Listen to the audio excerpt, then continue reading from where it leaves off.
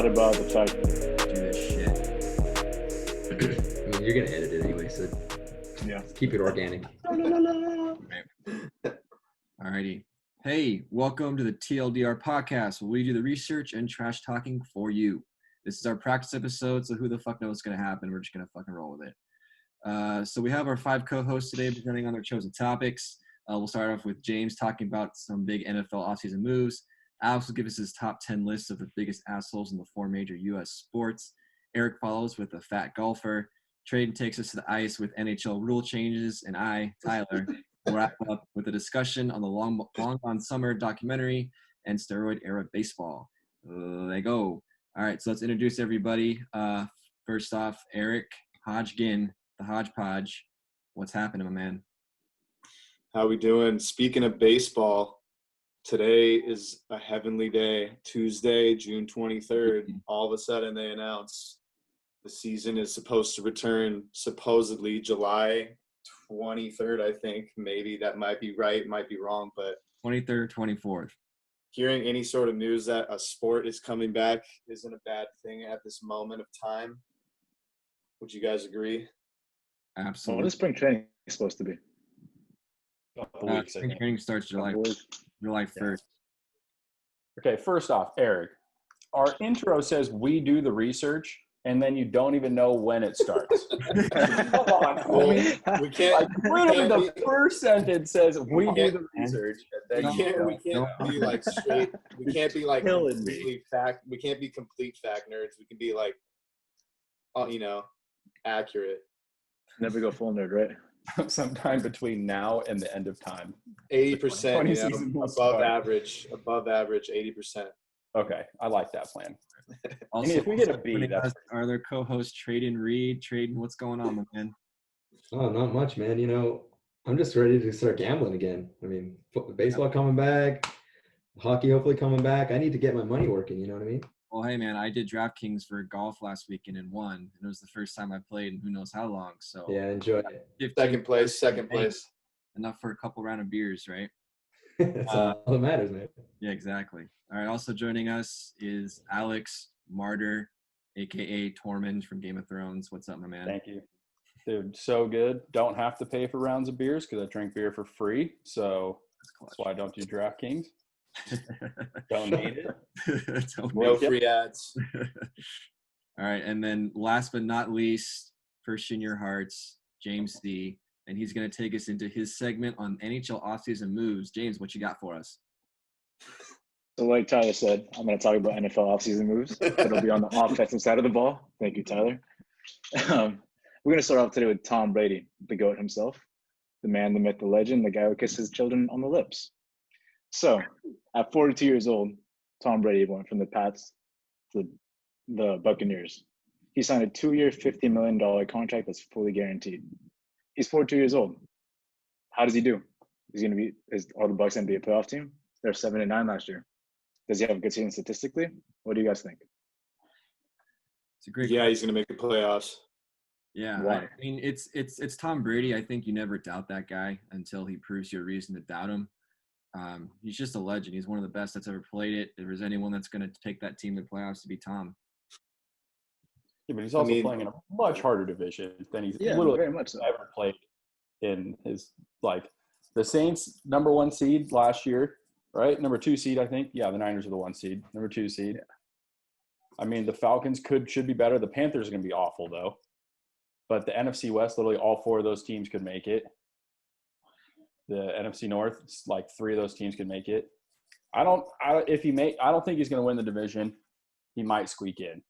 I mean, he's Tom Brady, so it's you can't really bet against him. But he is 42. The thing is, statistically, he's gone down.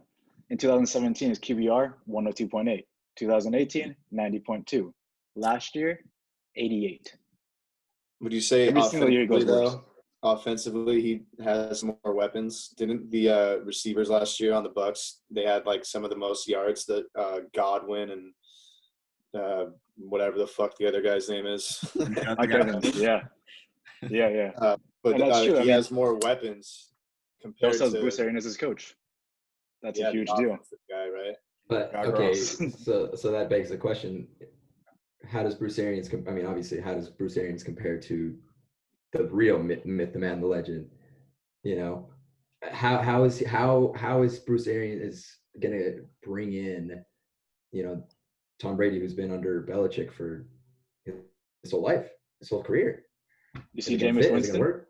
last year? Last year, Jameis Winston went off. I mean, he threw interceptions, but I mean, yardage-wise, he went off.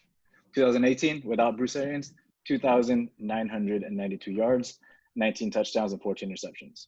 With Bruce Arians, 5,109 yards with 33 touchdowns. That's And a how many Bruce Arians interceptions?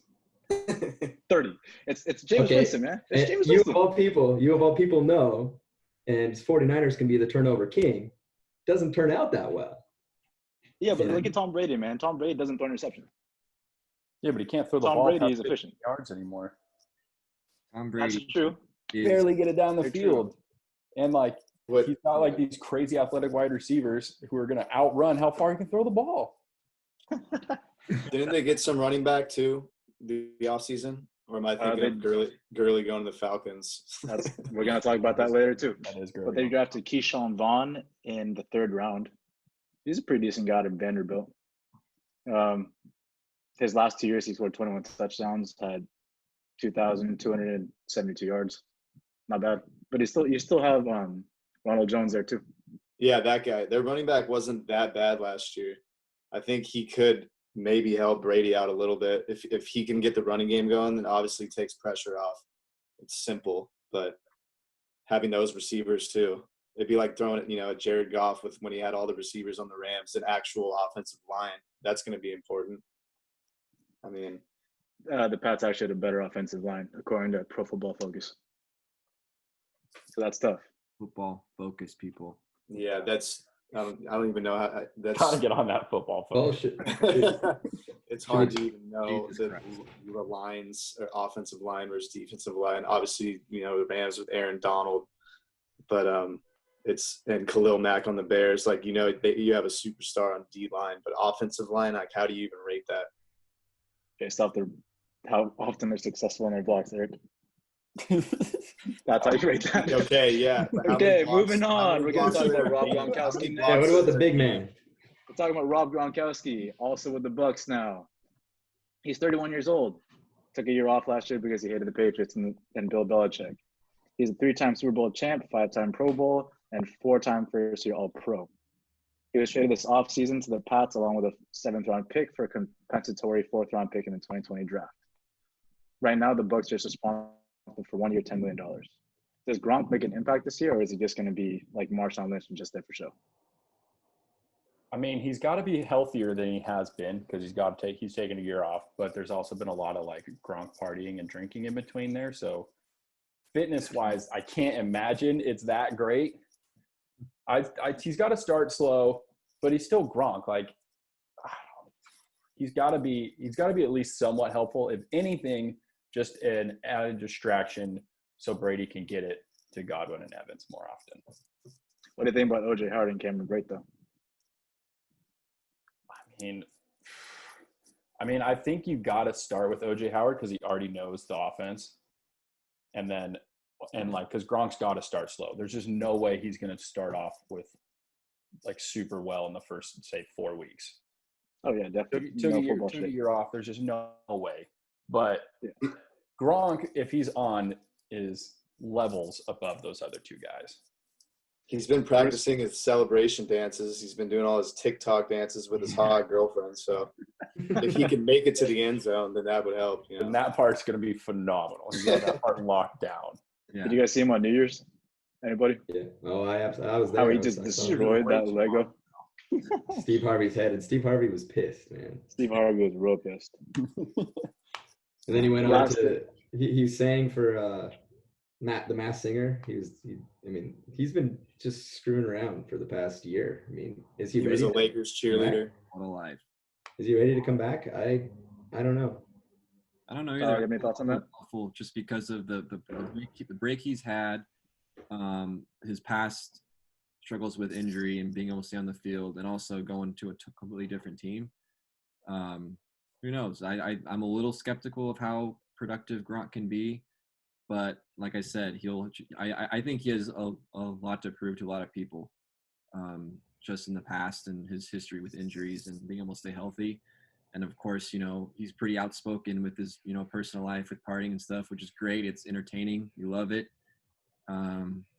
But it hasn't stopped him before from when he is healthy. He's a great football player. So I think it's a low risk, high reward situation for the Bucs with Gronk. So It's only 10 mil. yeah, You're right. so we'll see what happens.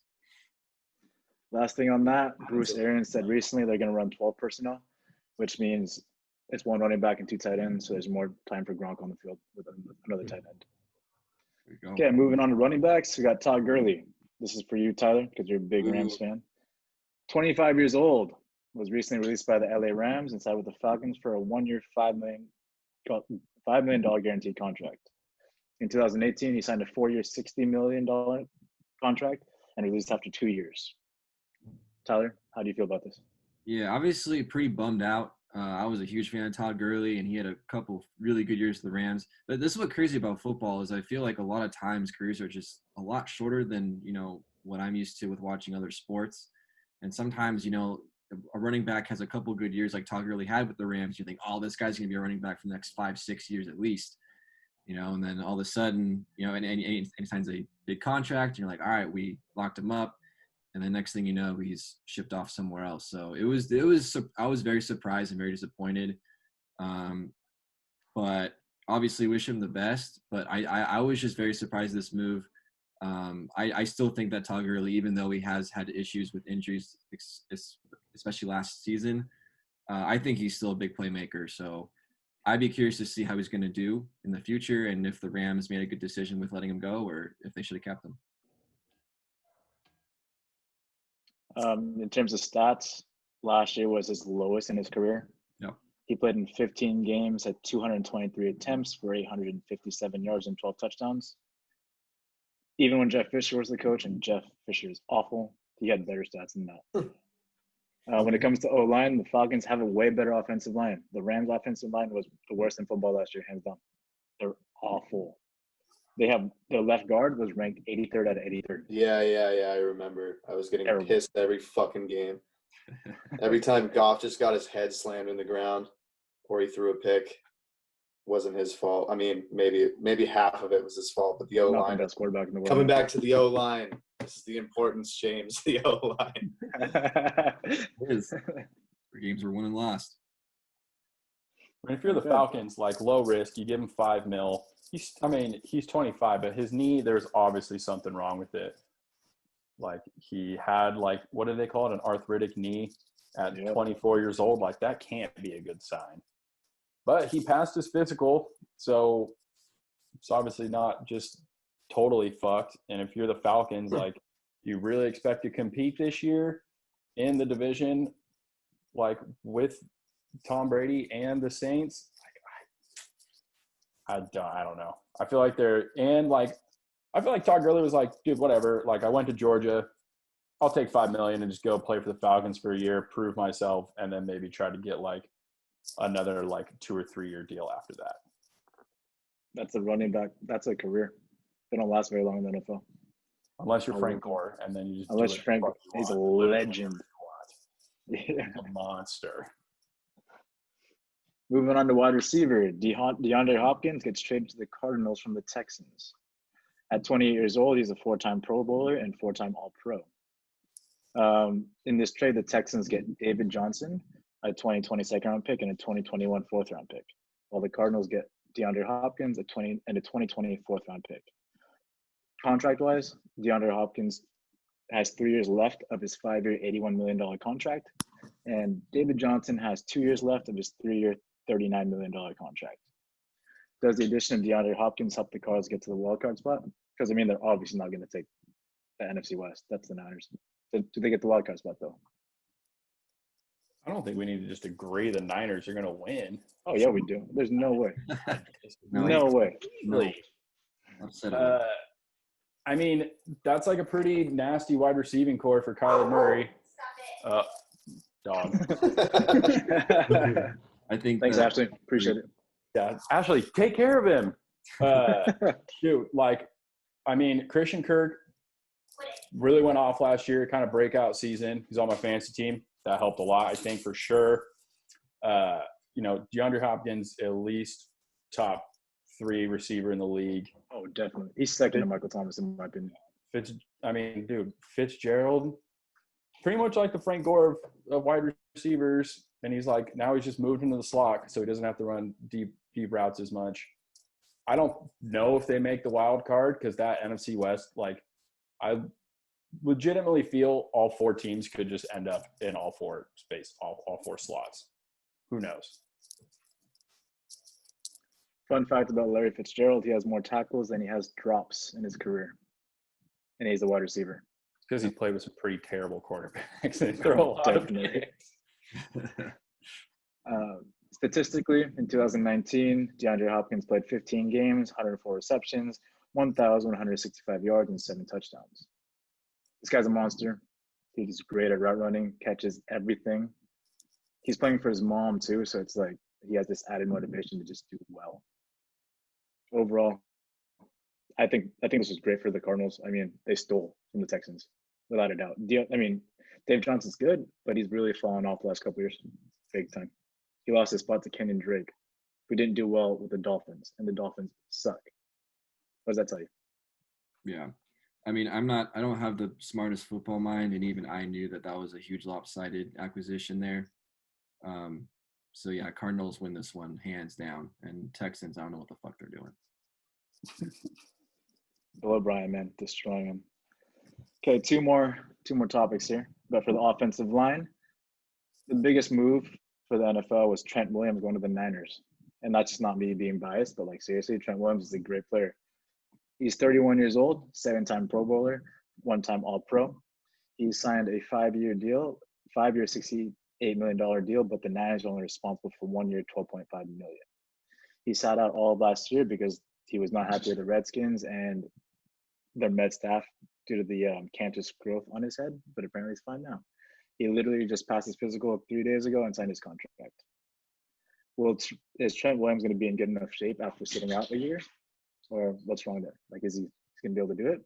Can he step in for Joe Staley? Will the Niners be good? Yes, the Niners will be good. I'll answer that last one. No bias. It's going to be so funny when the Niners are bad this year. Oh, yeah. Okay. With all these claims. Yeah, we're gonna come back to this first podcast. You can do that. That's fine. Recorded. Want to make a bet? Line. $100. $100 for Niners. We're gonna look at the Rams' offensive line, how much they've improved versus how much the Niners have depleted themselves. So, what do you guys think about this move? Yeah, go for it, Tyler. Yeah, it's an interesting move. Obviously, when you take a guy who has a year off, I think with football, I think that comes with a couple things, I think with training camp and everything, I think players can get back into playing shape, obviously, but the speed and the power that comes with a live NFL game is something you just cannot replicate. But I think also with football, especially, there's a lot of injuries that just come with being pounded all the time, and taking a year off, I think, can really help. No? Disagree?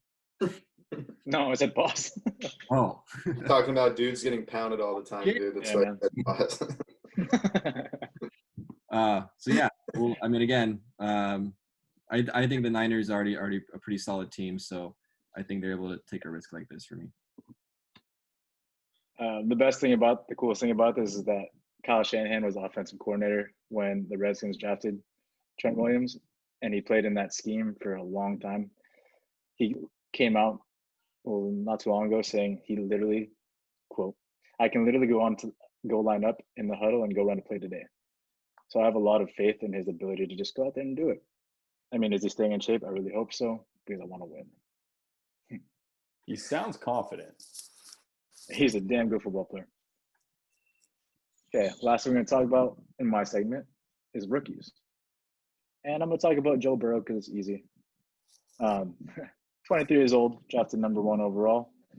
He is a national champ, Heisman champ, AP College Football Player of the Year, unanimous All-American, and a bunch of other awards. There's way too many to list. In his last season in college, he had 60 touchdowns. 60 touchdowns. And a 76.3 completion percentage, which was second all time in college football. He gets drafted to the Cincinnati Bengals, which was downright trash last year. Had a 2-14 season, started off 0-11. So does Joe Burrow, is he going to be as successful as the last two number one picks? Kyler Murray in 2018, he won NFL Rookie of the Year, Offensive Rookie of the Year, and Baker Mayfield in 2017, who was runner-up to the NFL Offensive Rookie of the Year. Does he have that success, or are the Bengals just that bad? It's going to take some time. I think he's probably at the end of all, 10, 15 years down the road. I think Joe Burrows is probably better than Baker and Kyler when we look back on this.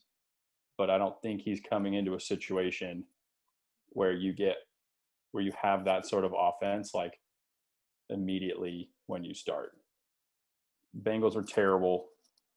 I mean, the Cardinals and the Browns, the Browns are awful, but then they got pretty good pretty quickly. And then who knows what happened last year other than the whole, probably greatest football fight of all time. That was crazy. That was nuts. And then, if Burrows will have AJ Green, but he didn't play all year. He's their one veteran guy. They got Joe Mixon, who's can be a playmaker. But, his stats were not great because we go back to the offensive line, and it was terrible.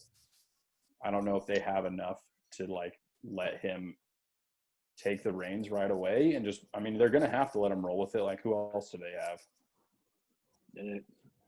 Literally. You got to learn. He's going to learn, but it's going to take – I think it's going to take some time. It also doesn't help. You get now he has to play the Ravens twice a year. Oh, man, it's tough. That's not going to be fun. I'm gonna change the perspective a little bit. We can talk all we want about the actual rookie Joe Burrow as he's going to, perform this year, or we can look at the future of the Cincinnati Bengals. Now, Cincinnati Bengals fans can actually have some faith in someone to build around. Yeah, I think I agree with you guys. He's not going to be. He may not be the end all be all year one or year two, but if there's someone that you can actually start building around, not only do you get hype around your team, but then you find opportunities to fill spots, and the Bengals might be a competitive team in 2 or 3 years. And all of a sudden we're sitting here who cares what Joe Burrow did in his rookie year? He was good enough to help this team develop. That alone has got to put Bengals fans in, smiles on their faces and that there's light at the end of the tunnel. It's a good perspective. Absolutely. Last thing to note here, for me, is that for their offensive line, they drafted a left tackle last year in Jonah Williams in the first round, but he missed the entire season due to a torn labrum. So that should be some huge help on his blind side because he had a lot of potential coming in out of the draft. And that pretty much concludes my segment. Sweet. All right. We're going to take a quick break. When we come back, Alex is going to give us his top 10 biggest assholes of the 4 major U.S. sports. Stick around. We'll be right back.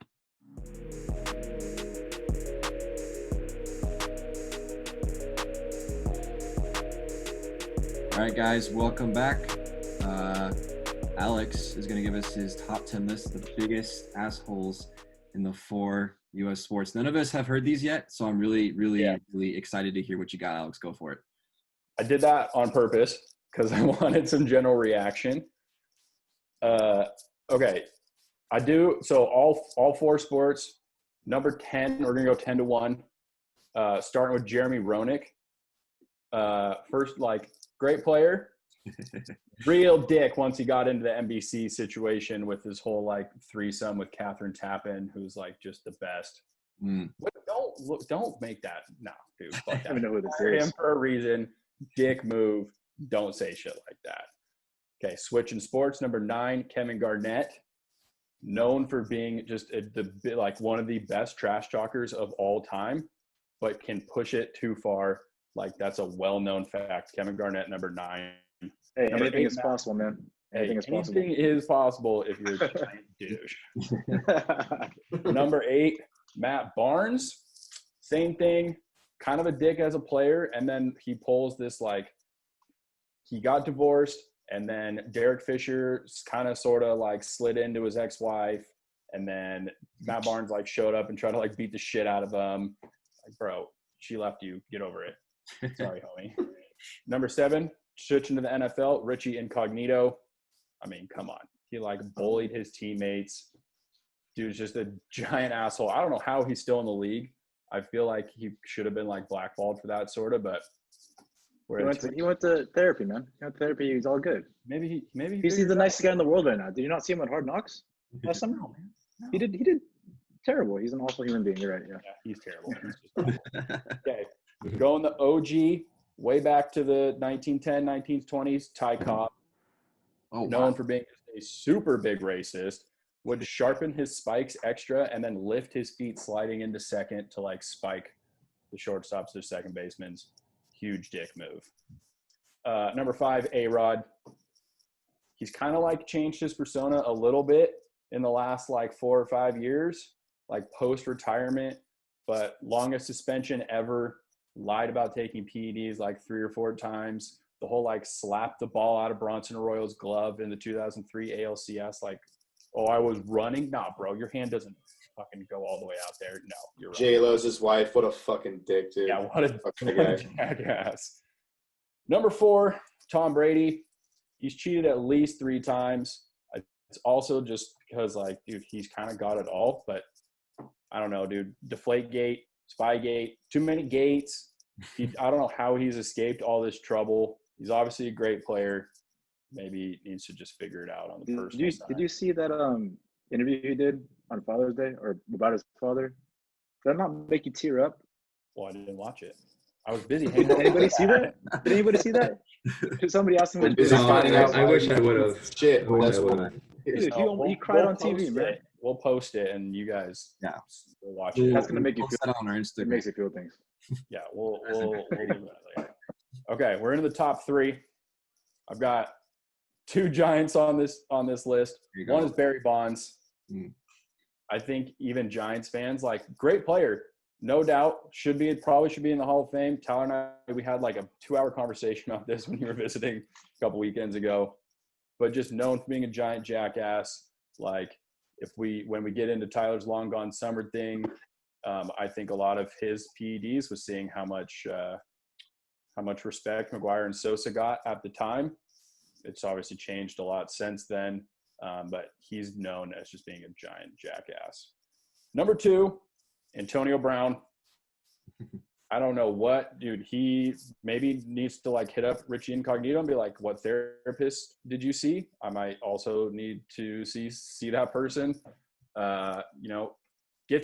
Forces his way out of Pittsburgh, goes to the Raiders, is all excited, can't even make it super far into that, pushes his way out, goes to the Patriots, plays 1 game. Then he's like got domestic abuse situations and the cops called on him. Great player again. He needs to do a reset. I don't know. Maybe he needs to pull the Gronk and take a year off. And He's his own therapist. Yeah, He's weird his own dude. therapist. Number 1, hands down, Aubrey Huff. Oh, I saw Way that out thing of on left field. I don't know if any of you guys see his Twitter. He went on this big tirade with Trevor Bauer today on Twitter.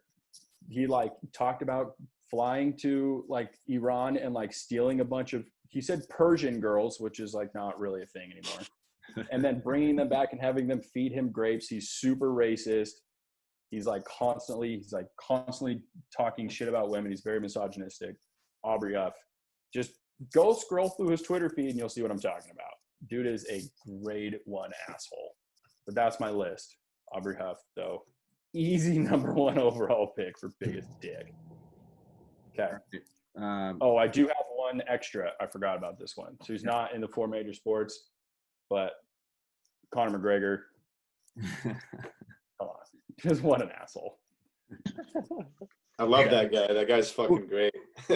He's a piece of shit, though, but he's fucking great. He's a piece of shit. That's the problem with all these guys is they're obviously all great in some regards because they've made it to, their highest level in their sports. But man, these guys are assholes. Was Abrioff ever good? Did he play? I don't know anything about him. I mean, he's out of the guys on that list, he's probably like the least successful. I mean, he's got 2 rings, but that was really just on the back of the Giants pitching staff. He didn't really do all that much. And like Pablo Sandoval magically hitting 3 homers. Yeah, it's gonna be like, who is that guy, dude? I don't even exactly know who that guy is. He's a nobody until he left the league, and you gotta watch his Twitter feed. It's crazy. Yeah. So what about Michael Jordan, dude? Would you not say he's an asshole? I mean, he's definitely an asshole. So is Kobe. But I think there's a difference between being like ultra competitive and trying to like push your teammates. And granted, probably both of those guys pushed a little too far at times, for sure. But I don't think they're in the league of like full-on cheaters. Oh man, maybe the whole Astros team should have been on this list. Oh, Fuck, I forgot could have been about up that. there, man. You missed damn it. Just goddamn coronavirus. I keep forgetting everything. So it's the top 20. Not having any Top Astros 20. players in that list. I think the Astros can just be like the number 1 like team. Yeah. I Yeah, think every single Astros Organization of the assholes. Pistons could be second. Organization of just giant dicks. led by Jose Altuve. Yeah, I was gonna say that should be on the list. That guy should be on the list. For sure. So That I mean, you don't say hockey's a major sport, right? But there's so many assholes in that sport. Tradon. I was trying to get more in there. Jeremy Roenick was in there. Corey Oh, Perry yeah, just fuck, missed my list. Evander Kane just missed my list. My bad, Tyler. I interrupted you. What were you gonna say? I was just gonna say, Kachuk would have been on my list. Oh, don't get me started on that guy. Oh man, I forgot about him too. That's the problem with all the sports not going on right now. I keep forgetting about all these guys. Yeah. We can make a separate list for hockey. The top 10 rats in the NHL. Yeah, there you go. Yeah. I would say Just to like tangent off of yours. Yeah, I would say Alex, of all the players on the list that I agree with 100% is A-Rod. That guy's a fucking absolute shit. That guy's a dick. I don't care how well he looks on fucking Monday Night Baseball or Sunday Night Baseball or whatever. Any night he looks like an asshole. I'm just not a fan of A-Rod personally. He's done a lot of really crappy shit to a lot of people. That's my biggest thing. So yeah, A-Rod's a piece of shit. I don't care who he's dating. Doesn't matter. What about Lucic in hockey? That guy seems like he's a cool dude, like on ice, but like also he always is just the dude to like take it way too far and just slam some dude's neck into the boards and then wonder why he got a penalty. That's the thing. I don't know how you. I mean, there's countless numbers of players that are like that, and you know, if you ask me, we're actually losing that side of the game, and you know, it's players like that. He's a kind of a teddy bear type of guy off the ice. He's the coolest guy. He's a good leader. He's kind of that intangible players guy. He can't do what he used to do clearly, but you know, it's tough to put him in the asshole list. You know, on the ice, I'm with you there, but off the ice and what he does for a team, the kind of person he is, you know, it's tough to put him in that kind of list, you know? Yeah, I agree. Yeah, I gained more respect for him once he was on the Kings for that one season, but Corey Perry is the biggest rat, I would say, in that league, for sure. Corey Perry was on – he'd probably be like number 11. Yeah. Honorable mention. Corey Perry. God, fuck that guy.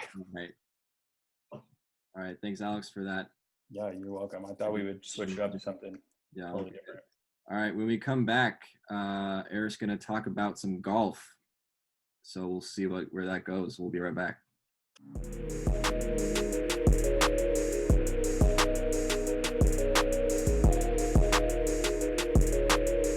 All right. Welcome back, guys.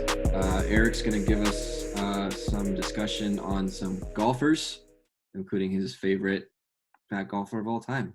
Eric, take it away. Thanks, Tyler.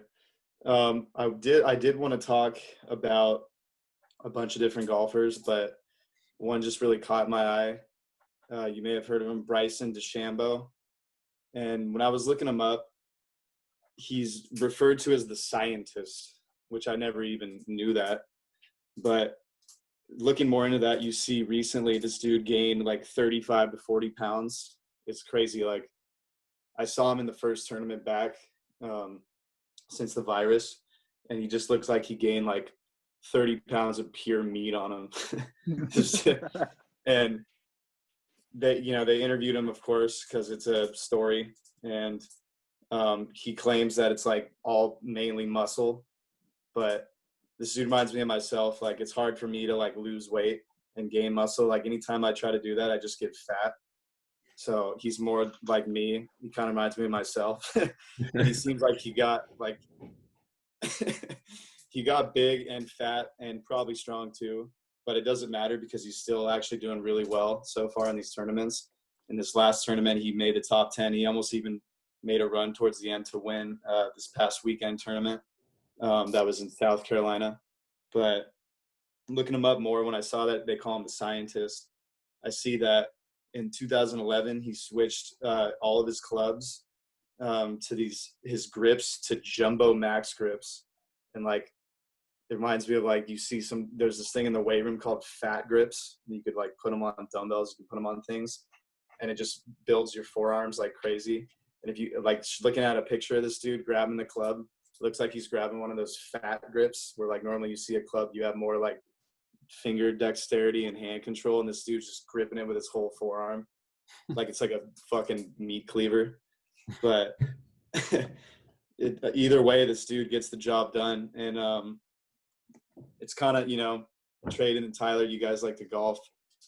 It made me start thinking like distance versus accuracy, because his reasoning for gaining all the weight was now he is shooting like 20 to 30 yards farther with his club. But you always hear that argument, distance versus accuracy in golf. Which one is more important to you? I would say for me, accuracy. Maybe that's just because I try to play it safe, but it's always nice to take the driver out and just hit a bomb. But a lot of times when you do that, you don't really hit it straight down the green. Tyler, what do you think? Yeah, I mean, if you can hit it with power and you can be accurate, obviously you want both of those as high as possible. But that's really only with the first shot, especially on a par 4, a par 5, you're going to get one just shot where you can absolutely piss it down the fairway. But once there, it's more about control. It's more about accuracy. It's about getting the right distance and being able to control your shot. And if you're 60 yards out, that's a pretty tricky shot, because you have to still kind of swing it in a full swing, but at the same time, like if you really put any kind of power into it, you're going to go way over the hole. So I think he looks good. I haven't seen this guy golf yet, so I need to watch him swing and see what it's like. I'm sure it's a spectacle to watch him hit the ball far. But other than that, to be honest with you, I think as far as the whole game goes, I think accuracy is way more important. I know that for me, that works. If I try to hit it far, I'm going to fucking hook it right into wherever the edges of the hole are. So I'm just trying to get my four iron off the tee and just hit it down the fairway, even if it goes 150 yards. I don't care. I'm on the fairway. So I don't know about you, Tradon, how you feel about that, but I don't know. I think he's kind of just doing it for show. Yeah. So Bryson DeChambeau has been a polarizing golfer in the last couple of years. Interestingly, he is the first one to develop his own set of, they're called equal length clubs, basically. So essentially all of his irons are the same height and length as his 7-iron. So typically in a typical golf bag, you're going to have your wedges that are typically shorter, and you're going to have your long irons that are longer, with degrees of change on the degree of the actual club head. Well, he actually has single length irons, throughout the bag, and he's developed that so that he has to maintain the same swing with this. Doesn't matter what type of club it is, he's maintained the same swing. He's polarizing because he, going back to what you said, Eric, he's considered the scientist. He takes more time than anybody I've ever seen to, line up a putt or to figure out what his next shot's going to be. And to most people who have already agreed that golf is already taking longer than it should, he's a representation of the game for everyone, and he's becoming a polarizing figure in that respect. But interestingly, the dude is super smart. I mean, back in high school, he allegedly rewrote his entire physics textbook. The guy knows his math, and and you can see that in the way that he plays. Everything is very calculated. Everything is very, thought out, well processed. And maybe this last year, he's realized, okay, I have the technical side of the game. I have the understanding of how to manage the course, which is arguably the most important thing you can do in golf. And he's adding in, his gains so that he could, get a couple yards, 10 yards off the tee. That's only going to keep you in contention. I mean, yeah, it's just how it goes. That picture that came out that I sent you guys the other day, it was like picture of his 2020 stock yardages. His driver's 325, dude. He's hitting that 325 yards, which is insane. I mean, you get a par 4 for 412 yards. He's fucking if he hits it straight or accurate, which he probably will because he's a pro golfer, he's going to be like right there on the green. So like you're saying, adding the few extra yards of distance gets him that much closer, can maybe take a stroke off and keep him in that top 10 in these tournaments.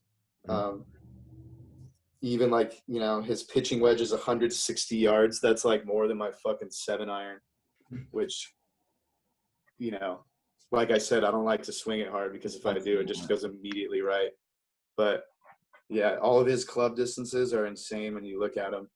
But it'd obviously be nice to see how straight it goes. I'll never, this image that is burned into my brain for the last year. I watched a video of him lining up his first putt on the green. It took him 2.5 minutes to figure out his putt, right? And the damn thing, and the damnest thing is he missed the putt anyway. And so it's like, and that's the kind of polarizing figure he is. It's like, okay, nobody takes that long to line up a putt. And if everybody starts doing that, it just becomes it becomes a long drawn out, ordeal. And, I can't get over that one. That kind of sounds like me trying to talk to a girl at a bar in college.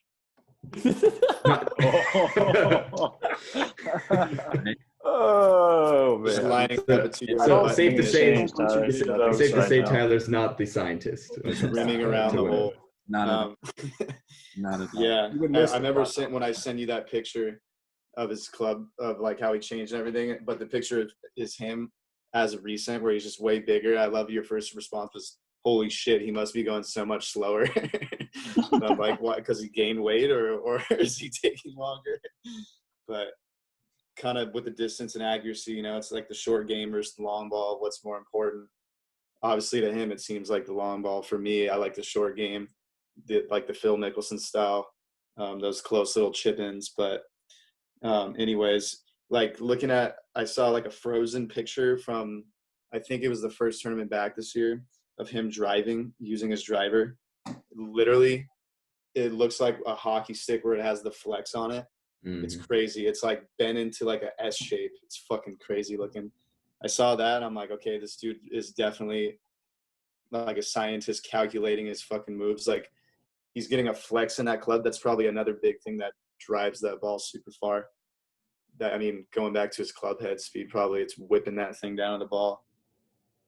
But then, digging more info on him, I see that he's sponsored by Cobra, and he uses Cobra 3 woods and 5 woods. That's the exact clubs that I have. Dude, and I'm like, oh shit. And then like the 3 wood is probably my most like comfortable club. The one that I'll usually hit straight. Definitely not as far as him, and then I see that he's sponsored by Puma and he wears Puma golf pants, which I also own and wear all the time. The same person. He's twins. And he gains weight easily and looks fat, and so do I. So if I could be more of like a scientist like him, maybe I could pick up my golf game. Well, when we play next time, I'm kind of nervous now. I don't want the round to end up being 5 hours because you can't figure out your first putt or your first shot. Dude, it kind of was getting that way last time we went a little bit towards the end, but maybe once I got stuck in that sand pit and hit it like 4 fucking times. But that Puma hat that he wears too, that I don't know, what do you call those hats? Like the artist looking painter hat, that just tops off his scientism. James, as of being a recent golfer, you know, what's your take on this guy? Do you like that he drives it far, or would you rather hit it accurate? Let's go with power. Yeah, far. Epic. Got it. Well, that's all I got on him, guys. So glad you could put your input in there. Thanks, Eric. All right, we'll take a short break. When we come back, Tradon is going to give us his take on some of the NHL rule changes and if any of us would make any rule changes ourselves. Stay with us. All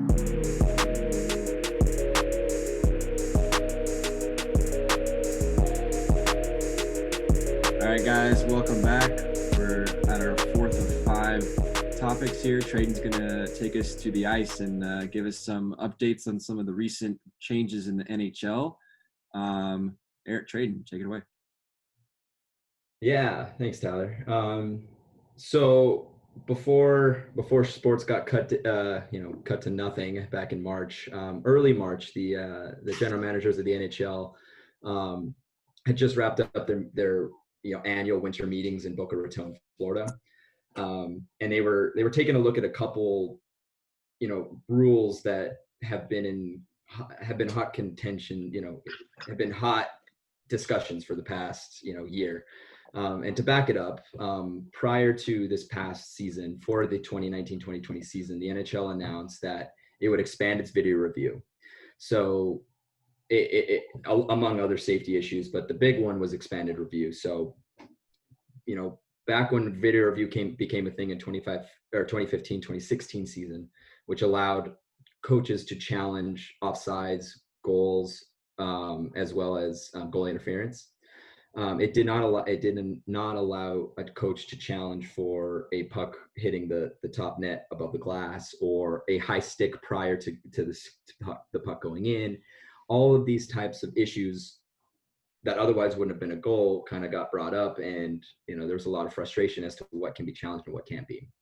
So fast forward to last summer, literally a year ago. The NHL announced that it would expand that. So any instance that the puck would have otherwise been called dead before a certain play happened, such as a goal, it could be challenged.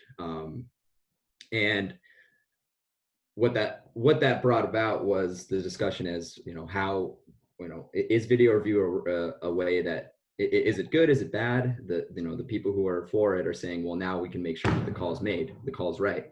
But the other argument was, well, it slows the game down big time. They expanded their ability to call these challenges. There wasn't as many repercussions for a missed challenge.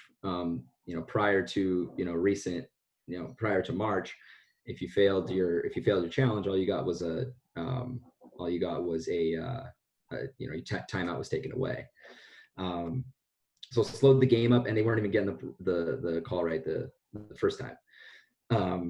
So back in March, what they came to agree on is that you get a penalty if your challenge fails. You get unlimited challenges throughout the entire game, but every time that you miss a challenge, you are issued a penalty, which statistically dropped the amount of challenges that were made. But the interesting part was,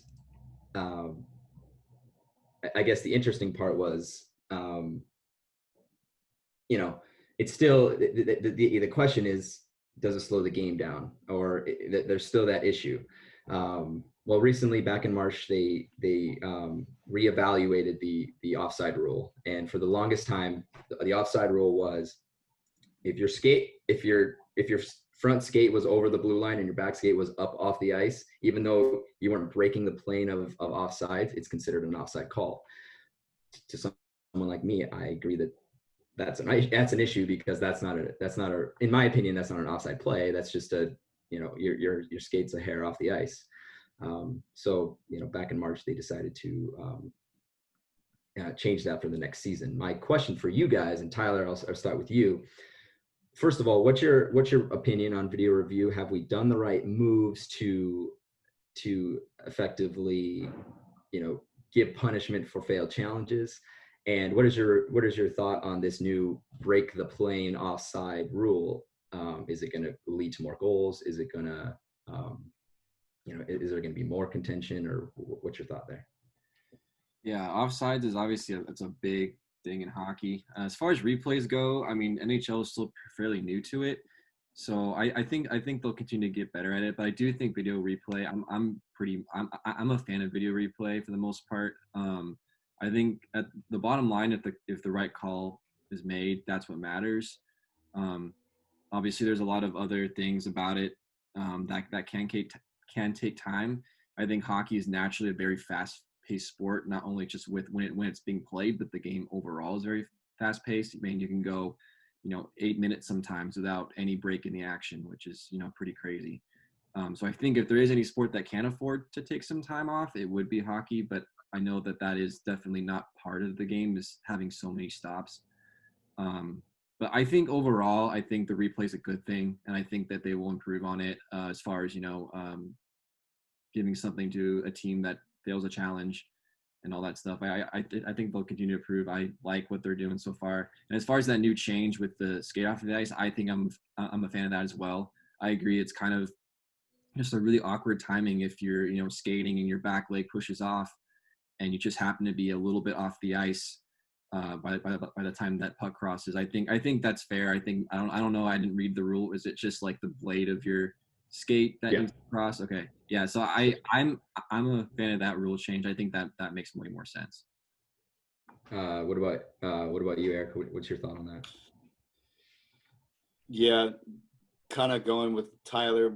That video reviews are newer in hockey, but at the same time, the thing that I didn't like about the offside rule is that you saw a lot of, like, the last 2 seasons, especially in the playoffs, where a coach would see a goal, maybe that he may or may have even not seen that he thought it was offsides, but immediately goes to the ref and tells him, check offsides, review offsides. That happened a lot. It happened to the Avalanche in Game 7 versus the Sharks. And they got a crucial goal called back, I think, when they tied the game up. And it was like a guy getting off the bench. Or no, maybe that was a too many men call. But at the same time, it was the same concept where the coach just sees a goal get scored and immediately, let me challenge something. Like, I know there's something I could see on the video review that maybe you didn't catch. So, but I do like how they're getting a little bit more lenient with it. Like you're saying, with the blade crossing the blue line. They're starting to realize more that, it's so hard to slow the game of hockey down. It's one of the fastest sports on 2 feet. So, right. I think I don't like how the coaches can just, all of a sudden challenge that. But then I do like the rule that they made where if they challenge like an offsides or they challenge a certain penalty and they're wrong, then all of a sudden the other team gets on a power play. That is kind of a good rule to counteract that from happening. But I do like how they're starting to improve on it and notice it a little more. But like Tyler said, I think it's going to come over time because video review is a little bit more newer for hockey. I guess going off the speed of the game, in the last 10, even 20 years, this game has changed. Since I've been alive, I've been playing it since I was 4 years old.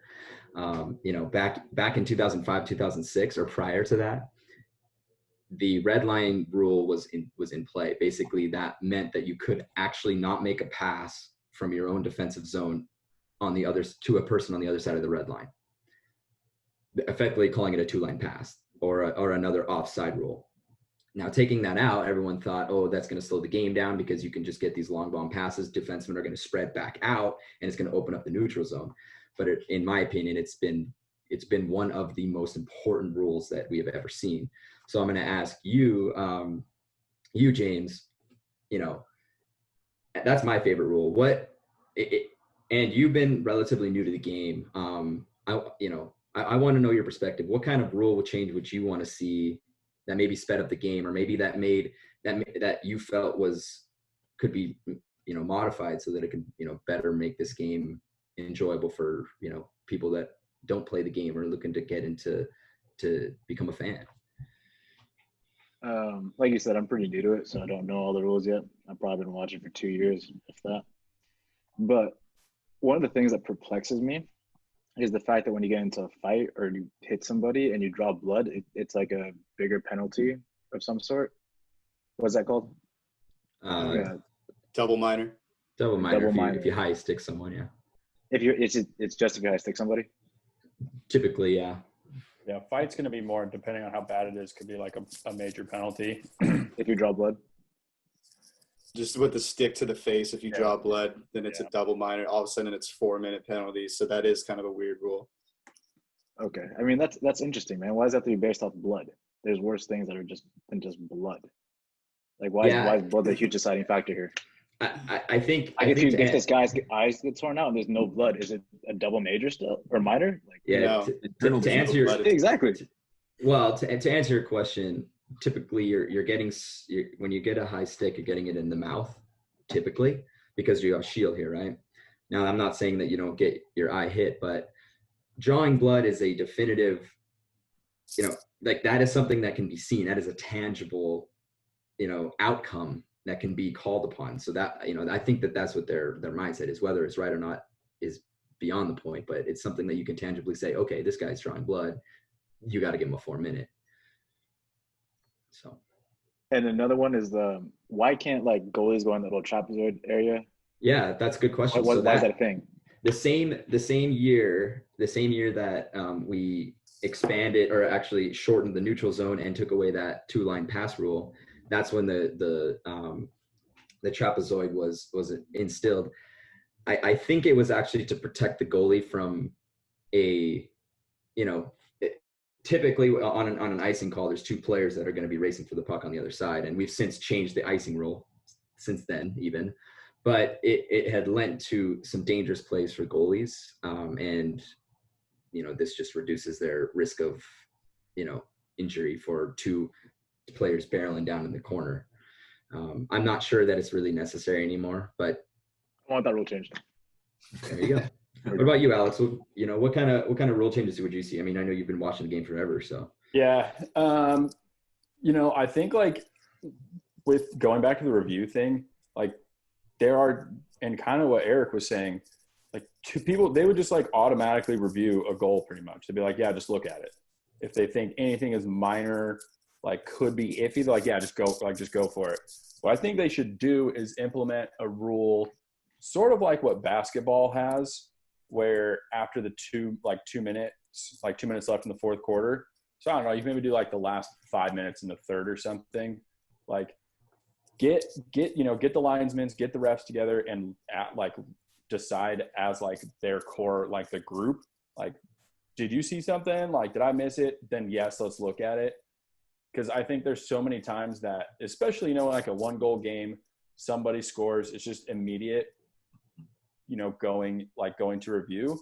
Mm-hmm. And say it's a 3-2 game and then that's now 3-3. That momentum for whatever team just scored that goal and then they sit there for 2 minutes or whatever, that's like game changing. Because I feel like in sports like hockey and basketball, where it's like a constant movement, unlike baseball and football, where there's like obviously a lot of stoppage in between, momentum swings are huge. And especially in the end of the game, legs are tired. If you get that tying goal, you want to push so you can score that next one and not have to deal with the 3-on-3 overtime, not have to you don't want to give that team that extra point automatically, like, especially playing, I don't know. I think they should limit, because you said they have unlimited challenges now, right? But with theoretically, yeah.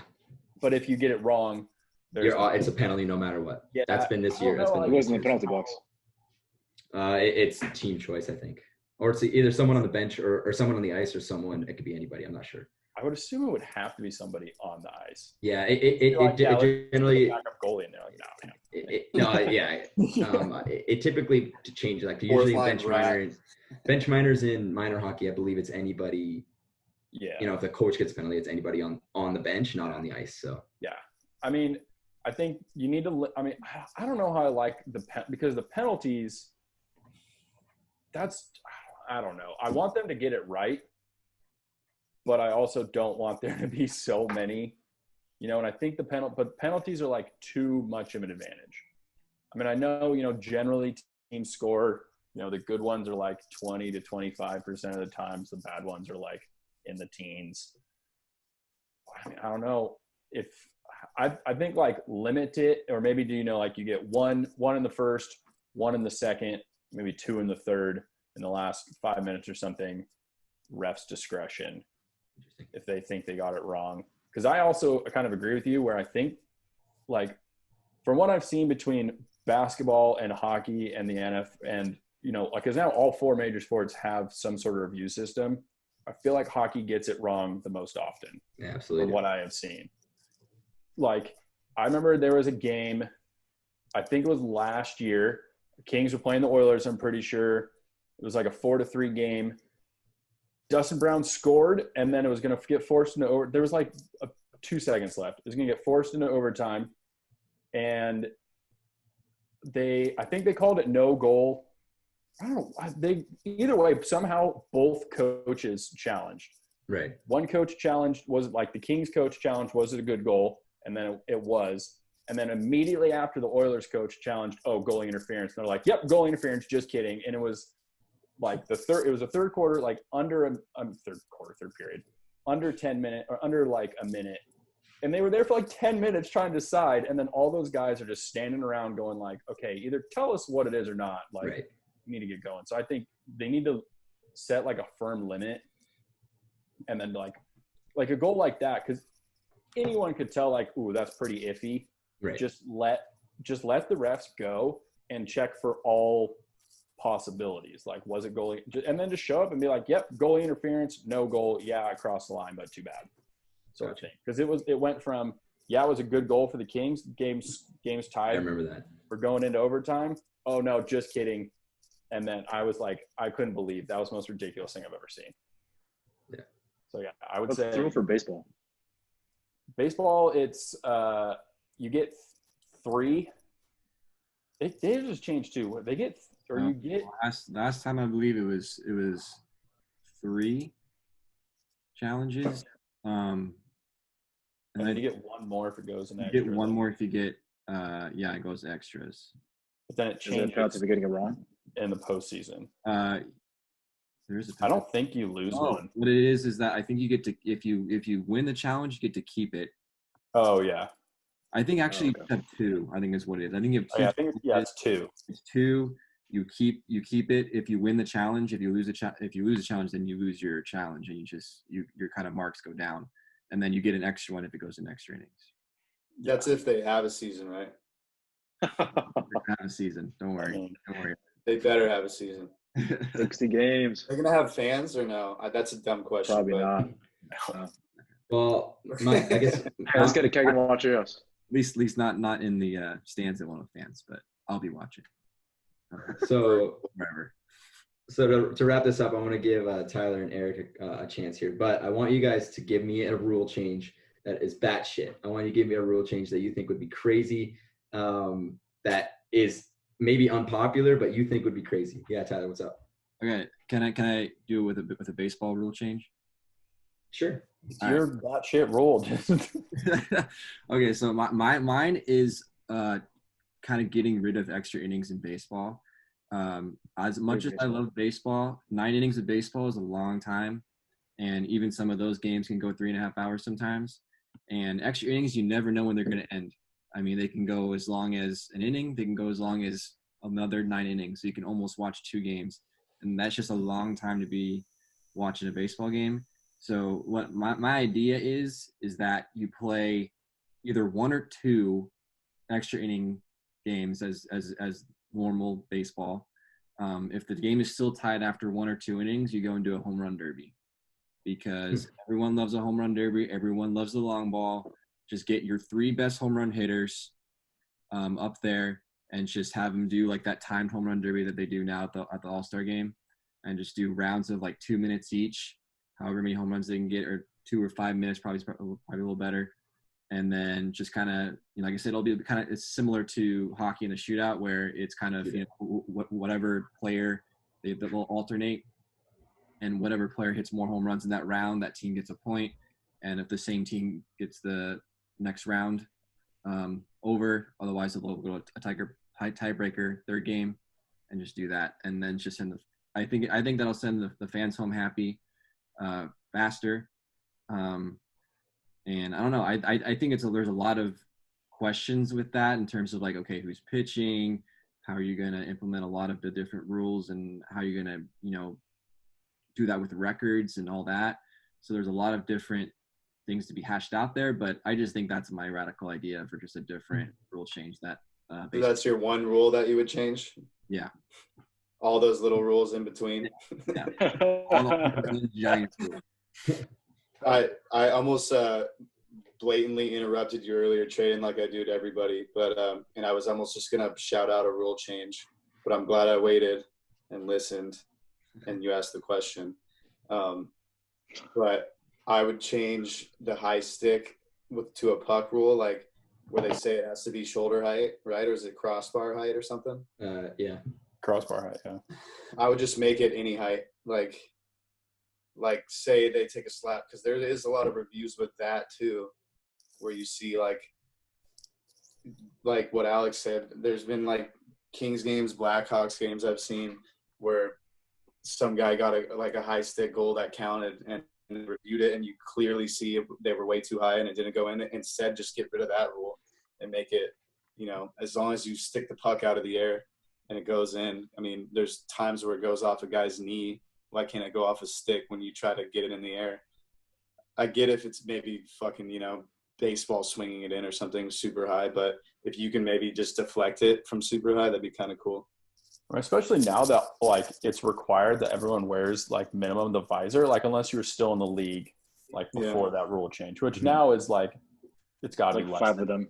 10%. There's not very many of them left. Clifford, Fuck your teeth, dude. You play hockey, like you're gonna lose them. At least like protect your eyes. I think that's a good change. Lucic is the guy who doesn't have the visor because he's old as dirt, dude. Like, yeah. I think that's a goal. I think that's a good one. Yeah. Well, that's all I had. Mine would be, now this is my traditional ass, not being traditional. I would say power plays last a full 2 minutes, regardless of how many goals you scored. It would bring more. That would bring a lot of excitement. I love scoring, and I love having the top power play in the league like we have this past year. Let them keep rolling, baby. Yeah, you say that because you have McDavid and Draisaitl on the power play. I get it. Hey, they figured it out this year. We should have asked them like 5 years ago. No, you should have asked me the year before. We were dead last. All right. That's all I got. Awesome. Thanks, man. All right. When we come back, we'll finish off our last segment on be talking about the new ESPN documentary, Long Gone Summer, and steroids in baseball. We'll be right back.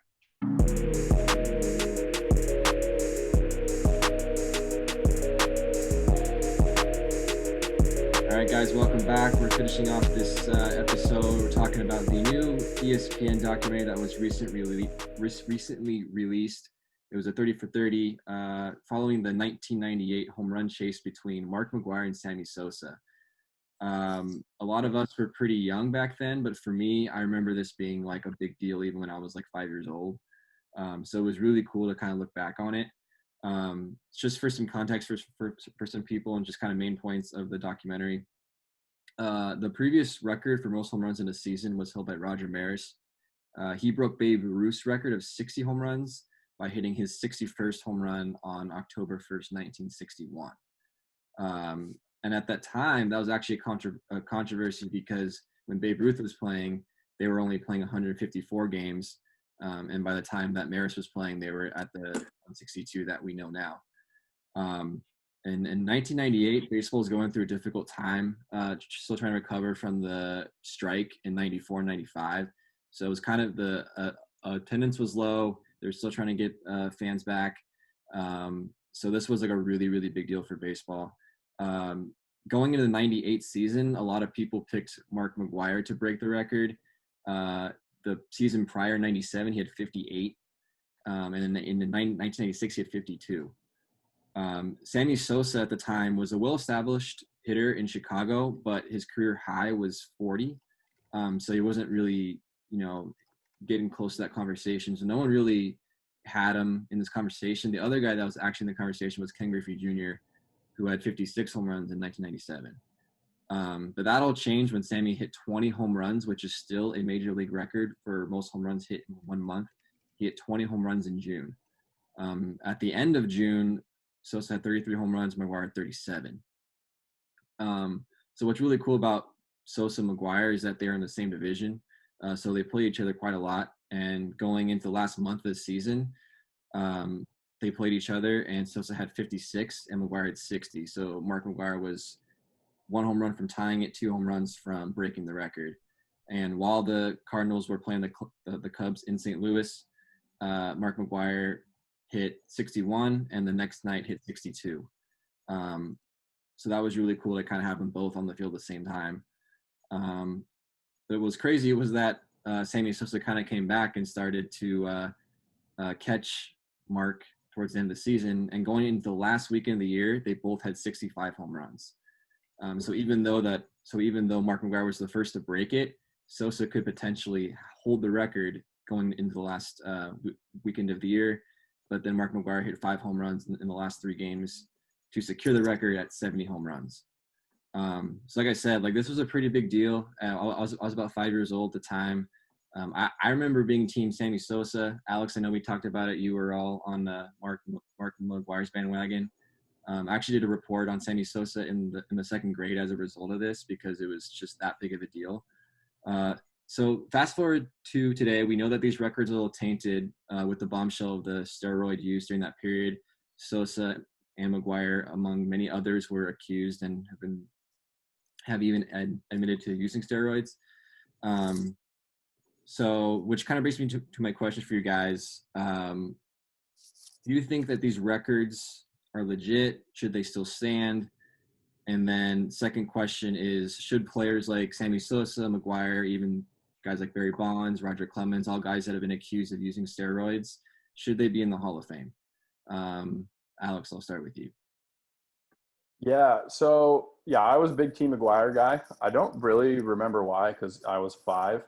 But speaking of dudes with some giant fucking forearms, like McGuire had some a monster. Some gnarly forearms. The crazy thing too is, McGuire broke the record. He hit 70, but Sammy won the MVP that year. I think because the Cubs made the playoffs, they squeaked in as a wild card. I remember as I was watching it, I was like on Baseball Reference, like looking up the standings, and the Cardinals were like 14 games back or something. Really all they kind of had going for them was McGuire. For the records, I've matured and aged and grown facial hair. My thoughts on those have kind of changed. I think they should hold, but the history behind them should be. I mean, it already is, but kind of turning into the Hall of Fame. I don't know if McGuire and Sosa should be in there because if you kind of look at their overall numbers, they're not that great other than they just hit a shit ton of homers. Like Barry Bonds, he won 7 MVPs. He's the only 500 homer, 500 steals guy like Roger Clemens, 300 whatever wins, second most strikeouts of all time. All that should be shown because it's part of the history of baseball, but all the information should be written on their plaques. I've personally never been to the Hall of Fame. I really want to go sometime, but it's really a museum. So they should just leave all the information on there and be like, yeah, this was part of the game in the late 90s, early 2000s. I think there's a fairly good chance that there are guys already in the Hall of Fame that use steroids and it just never came to light. Great thing for baseball. It's what got me into baseball. I remember reading the newspaper every morning because, smartphones didn't exist and seeing checking the box scores, who hit a homer.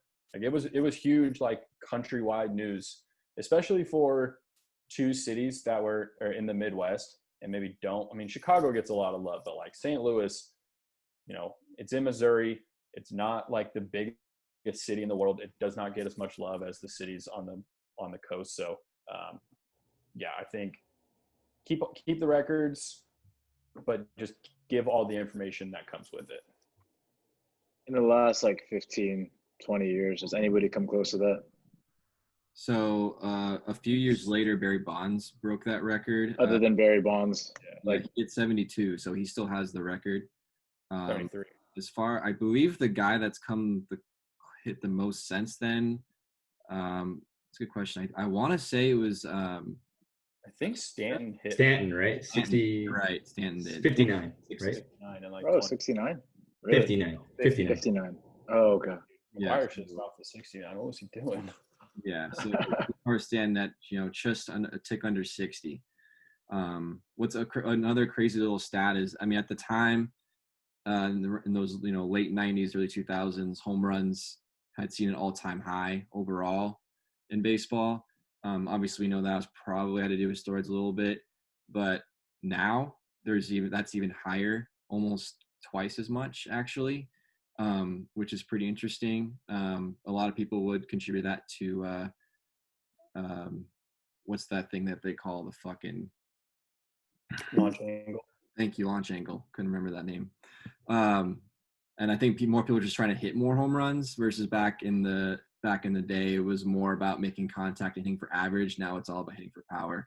But yeah, it's interesting. I don't know if anyone will ever hit 72, to be honest with you, but records are made to be broken, so you never know. What is this thing with the juiced ball as of recently? Like people are saying oh, this ball is juiced. What does that mean? Yeah, so that's an alleged thing that Major League Baseball kind of fixed the baseball so that it would. The Astros did it. They tightened it, right? They wound it tighter. Yeah, so that the ball would be more aerodynamic and a little bit lighter. So from this point forward, is there going to be an asterisk for everybody who breaks this record because the ball had to change? Right. I mean, I think if you look at just baseball history in general, there's just a history of fucking bending the rules and kind of getting an edge in a kind of corrupt way.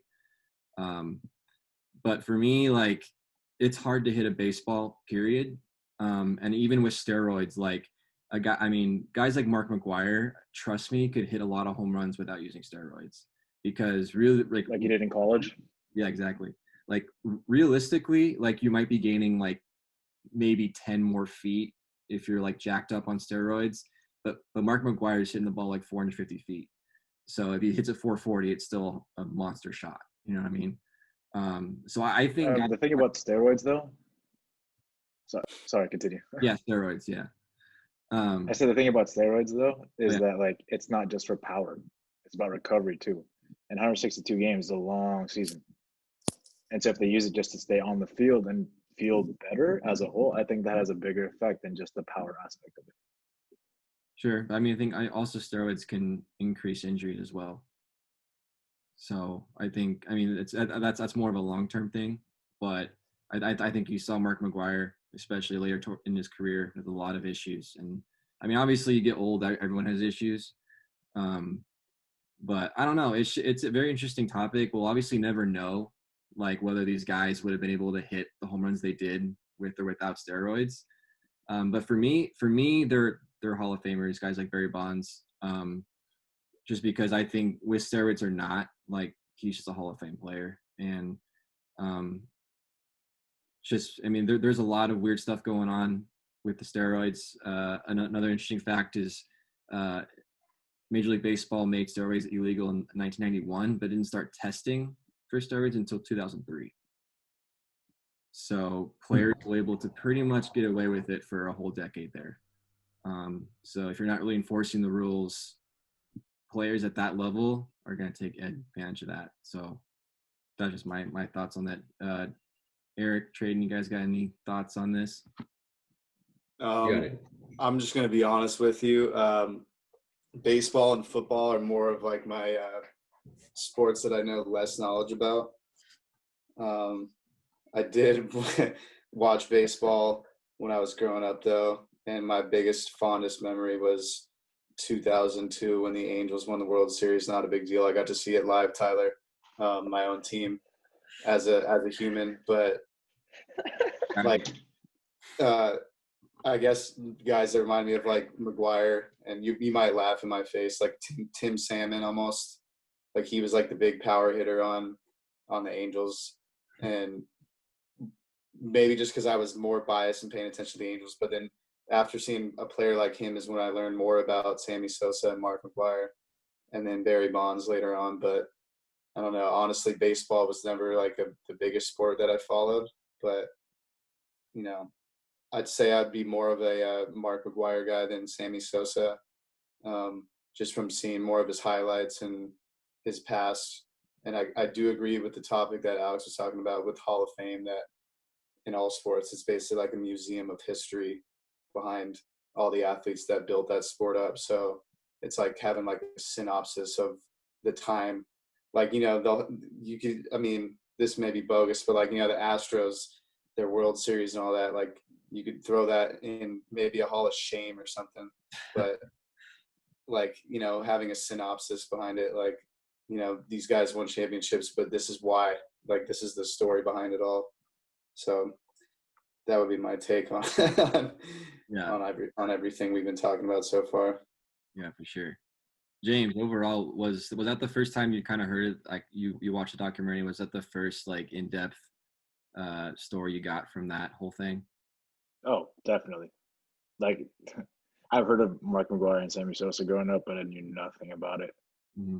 Like, backstory for me, I started watching baseball probably 3 or 4 years ago because of fantasy baseball, because of you guys. If it wasn't for that, I wouldn't be into baseball at all. Yeah. So I'm relatively new to it. I've gone to a lot of Angels games, drank a lot of beer at Angels games. But this is pretty much the first time I heard about this entire story, and it's pretty mesmerizing, man. Like, it's crazy how all this happened and during that time period. Yeah. And it was cool to get to know, not really get to know, but like kind of figure out who they were as people. Like Mark McGwire is kind of like this awkward, kind of like, I just want to play baseball. And then Sammy Sosa was like this charismatic dude. Mm-hmm. Like, I know nothing about him, but watching that documentary, I'm like, that dude's my favorite guy ever. Like, he's hilarious, he's charismatic, he loves baseball, he's fun to be around. Like, that's what I got from it. Yeah. That's why So, I like Sammy.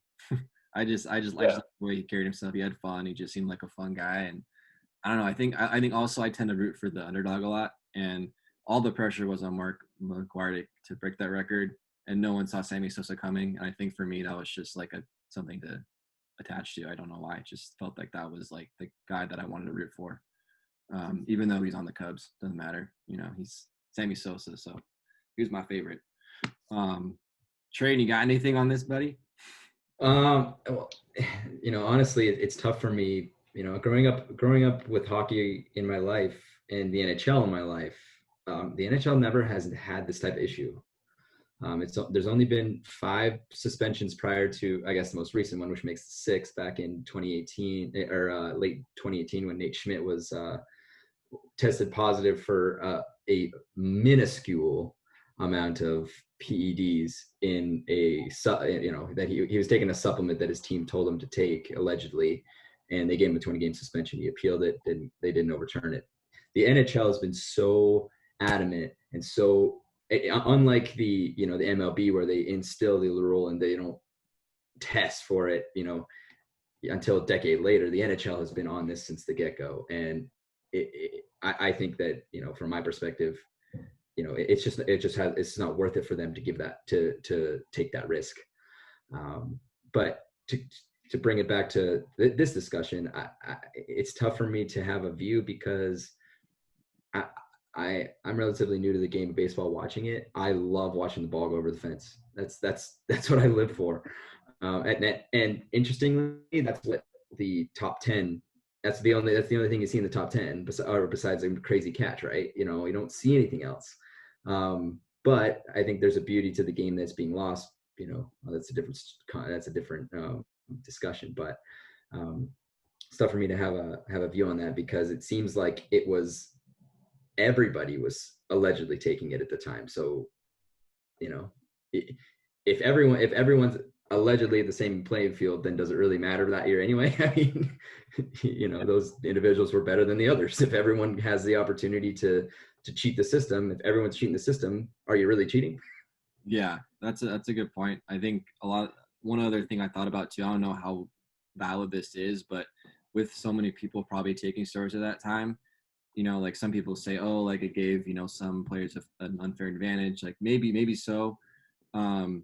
But there are probably still guys taking a shit ton of steroids and still hitting like 110, and guys like Mark McGwire breaking records.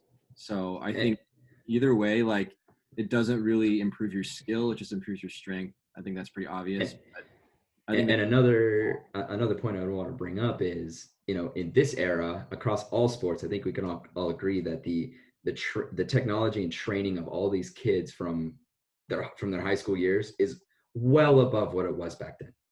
So the infrastructure is there to make better performing players. So, I'm not going to say that the home run, record's not going to get beaten, but I mean, I think that could happen. And I think that then you got to put an asterisk on the players now because they have a better path to becoming a better baseball player, a better hockey player, or yada, yada, yada. I mean, I don't know that you can say that either. That's a good point. I mean, just the knowledge that these players have scientifically with how to train and how to do it right, it's way different than it was even 10 years ago. So yeah, that's a good point. And does that give them an unfair advantage because they have more resources to them, than it was back 20 years ago or whatever? Any thoughts on that? The game evolves, man, and so we have to evolve too. Yeah, it's pretty simple. The game evolves. You can't, especially with baseball because it's been around for so long. Like, you can't compare the dead ball era of like the 1800s to like the 1950s, like teens to 20s, and then like the 20s to the 90s. You just can't compare any of it. I mean, I don't think it will ever be broken. I don't think any of these records, I don't think anyone's going to hit 60 again, honestly. I mean, like Bonds when like Trout. Trout, he hasn't even hit 50 yet, dude. He's never Yeah, hit 45. He's going to hit a home run He was every supposed to single this game this year. season.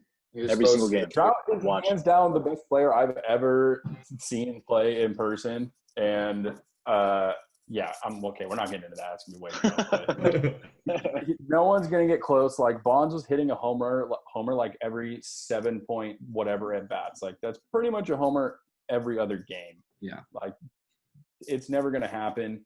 I'd same thing. Like I don't think any of them should have asterisks. I think just put all the information down. Like, is it fair that Babe Ruth was just fucking smashing hot dogs and like smoking cigars in the dugout, and then like all these kids are taking travel ball from ages 5 to when they get drafted and they play baseball 12 months out of the year? It's incomparable. Yeah, agreed. All right, that's gonna conclude this episode of TLDR podcast. Thanks to Eric, Tradon, Alex, and James for joining us today. And until next time, we'll see you.